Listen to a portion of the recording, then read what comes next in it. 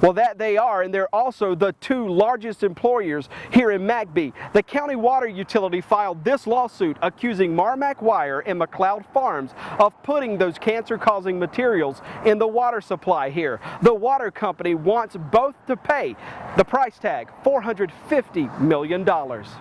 State health regulators threatened to fine and shut down Alligator Water Company's wells over the past few years after finding two potentially cancer-causing chemicals in the utility's water supply. Those chemicals, known as EDB and DBCP, were banned in the late 70s after the EPA got proof the chemicals caused cancer and sterility in men.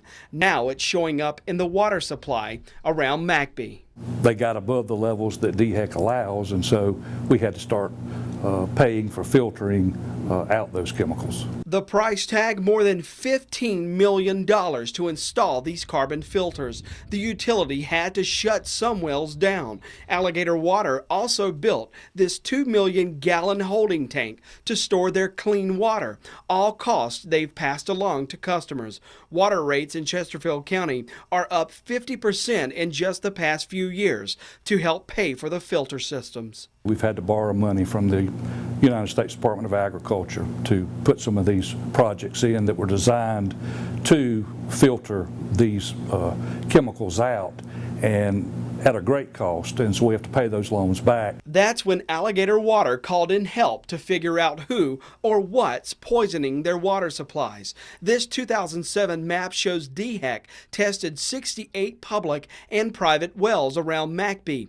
They found more than half were either contaminated or at least held traces of the chemicals. The highest contamination levels showed up in the heart of McLeod Farms, one of the state's largest peach farms. The farm uses many of the wells to irrigate the peach trees that surround them. Of the farm's 18 wells, this DHEC map shows the agency found 2/3 with chemical contamination. I'm asking you what's going on. After messages to McLeod Farm President Kemp McLeod went unanswered, we went to McLeod Farms to speak with him. Alligator Water Company's lawsuit accuses McLeod Farms of poisoning the Chesterfield County water supply. I want to talk to you about this lawsuit involving you and Alligator. No comment? Nothing at all? Said I have no comment. DHEC records show this, a possible dump site on the McLeod farm. It's located right behind the farm's migrant camp and is feet away from the most contaminated drinking well that DHEC tested. DHEC's 2007 map shows the migrant camp's well contamination was nearly 200 times higher than the EPA's limit. The second test last year showed the contamination doubled to 400 times the safe limit. Same story around McLeod Farm's roadside stand. DHEC tested 3 wells near the produce fields here. All 3, according to DHEC's map, came back with levels of chemical contamination. The lawsuit also accuses Marmac Wire of polluting the water supply with some of the chemicals. We went to Marmac to ask President Andy Johnson about the allegations in the suit. Well, I don't think we're going to be able to help you. We'd like for you to leave and not be filming. The U.S. Geological Survey moved in on Mcbee a few years ago, working to figure out where and how the contamination got into the ground and to find out if and when it might go away. The USGS says that could take hundreds of years, if ever. It is a concern because we have limits for a reason.